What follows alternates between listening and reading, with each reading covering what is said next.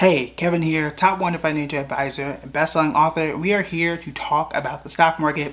I want to discuss 401ks versus your Roth IRA. And this is a real common question that a lot of people ask. I'm actually surprised I have not talked about it on the channel before.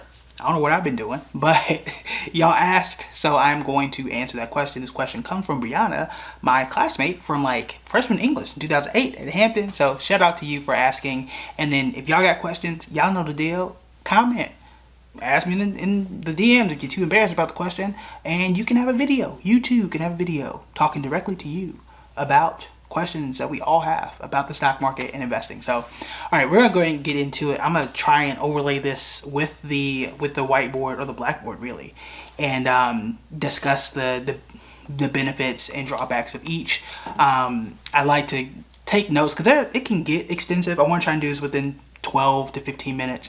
And then just have this stuff on the screen. Y'all know my writing is sloppy. Y'all gonna deal with it. But let's go ahead and get into it. So generally, before we get into the blackboard stuff, your 401k, that is your best, most efficient way to create financial freedom for yourself. Full stop. And anybody who disagrees, we can fight. I didn't say it was perfect. I didn't say it was the only way. It's not. But it is the best, most efficient way. And everything that we talk about, you're going to see why I lean towards the 401k. Again, it's not the only thing. It's not the perfect thing.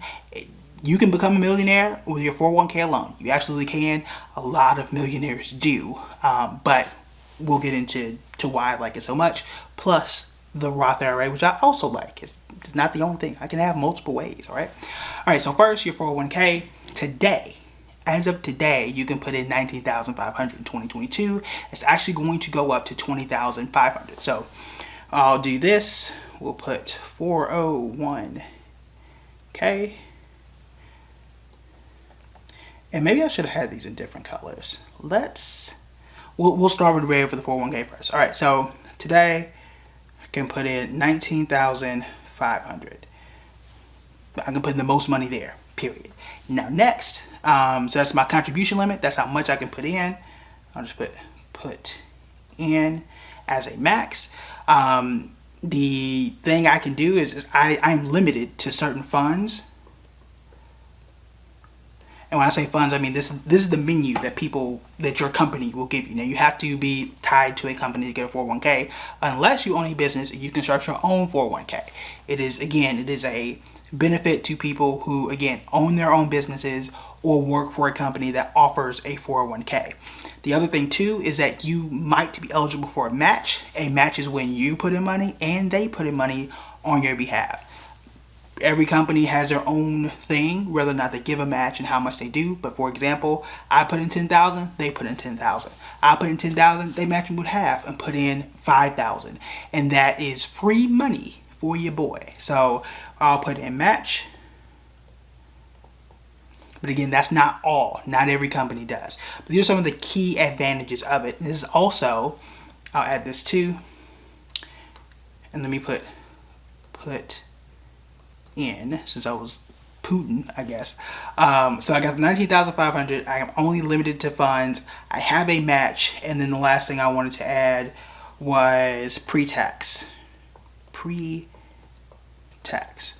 Now, when I say pre-tax, this means I'm not taxed on what I am putting in. For example, let's say I make $100,000 now, and let's say I put in $10,000 into my 401k. I'm not taxed on that $10,000. I'm sorry, I'm not taxed on the 100. I'm actually taxed on 90. So the IRS is going to say, oh, he didn't make $100,000. He actually made $90,000. Let's tax him on that. So that's what we mean by pre-tax. I'm not taxed on that money, which is a benefit, especially if I live in a high tax state. So I'm not paying taxes on it now. But because it's pre-tax, I will pay taxes when I withdraw. And you're supposed to keep that money locked away and investing for you until age 59 and a half. Why is that? Well, that's the rule that the government set for us, that you withdraw early, you're gonna get hit with a penalty. Okay, so I'll put penalty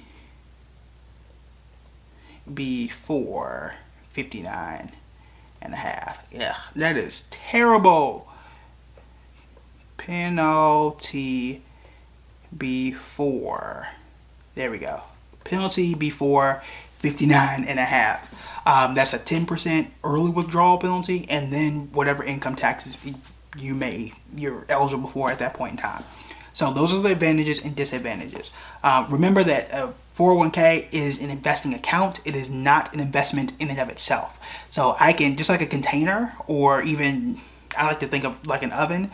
I can have an oven. I can put whatever I want to put in it, but until you turn it on, it's not going to do anything. So you have to say, look, here's my 401k. I want to invest it in X, Y, and Z, and then the money starts to grow.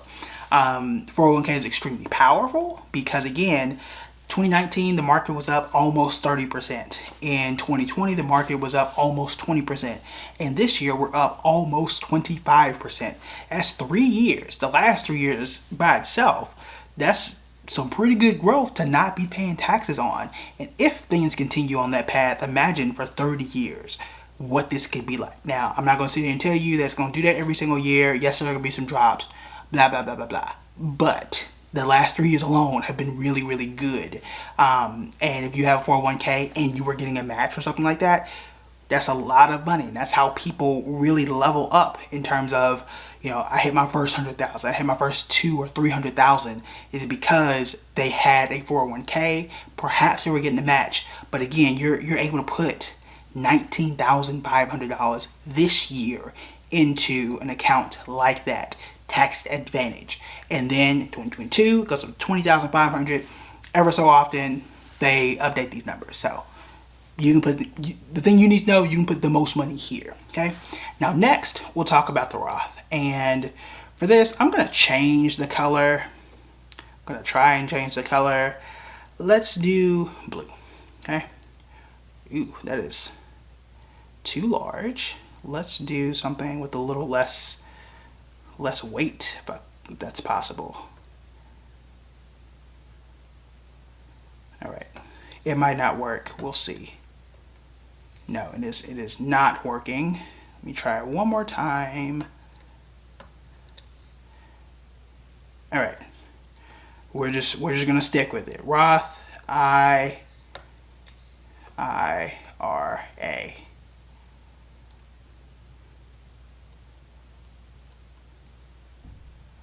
All right, so with the Roth IRA, right now you can only contribute $6,000. Now for both of these accounts, when you turn 50, you can actually put in even more money. So that it's like $7,000 for Roth, and then I think that's an extra $6,000 or so for 401k. Again, these numbers do update, so don't take me up on that. But right now, you can put in $6,000 for Roth if you're under 50. The advantage here is that I can do whatever stocks I want, which is obviously a benefit to me. In a Roth 2, the biggest thing that people talk about is post-tax.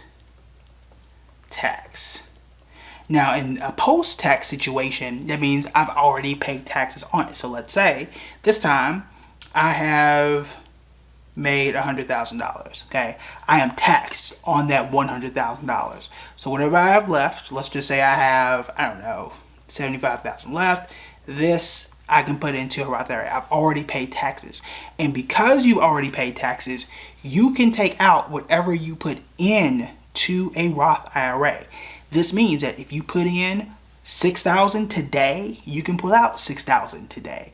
If I put in $6,000 today and it grows to $10,000, that's $4,000 that you cannot take out without paying a penalty and taxes and things like that.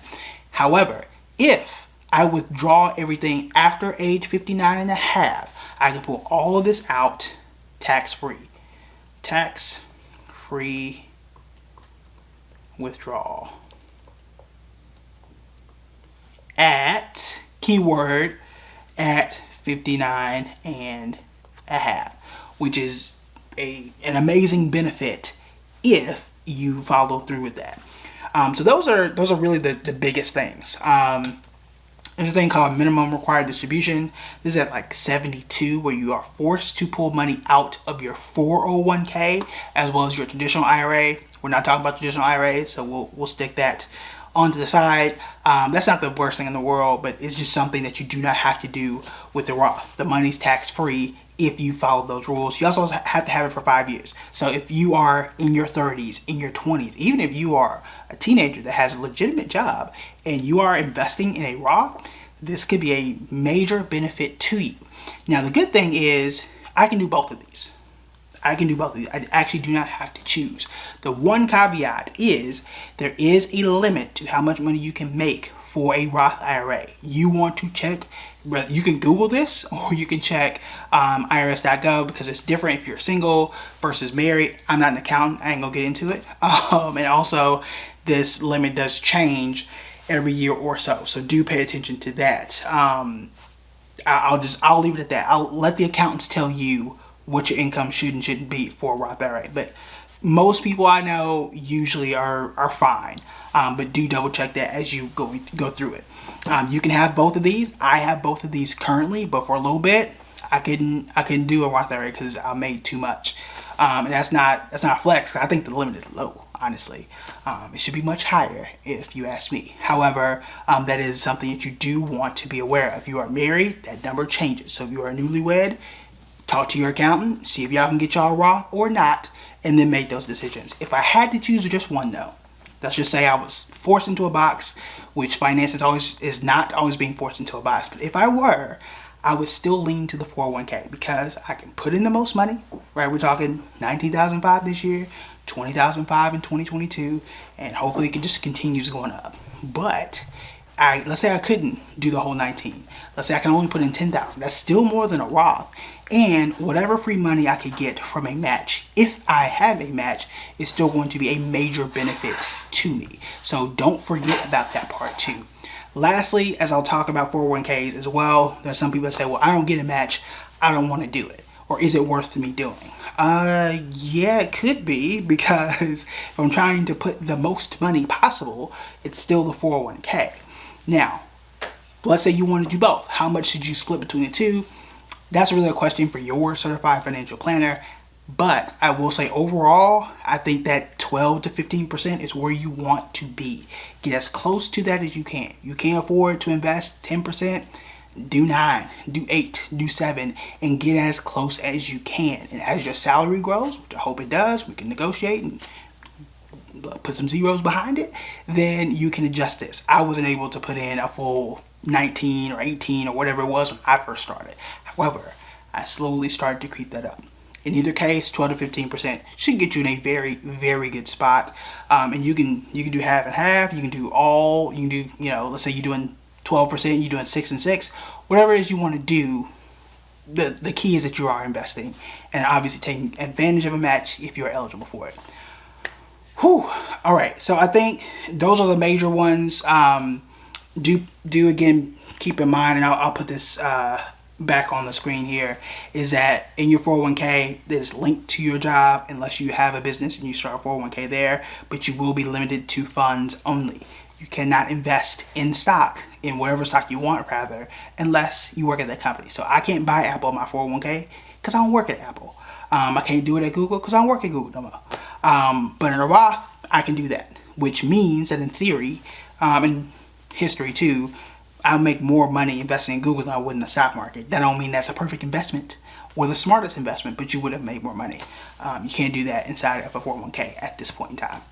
All right, so I think that's it for me. I will talk to you later. If you have any other questions that you want me to answer and break down and draw terribly on a whiteboard or blackboard, feel free to let me know. And that's it. I'll talk to you guys later.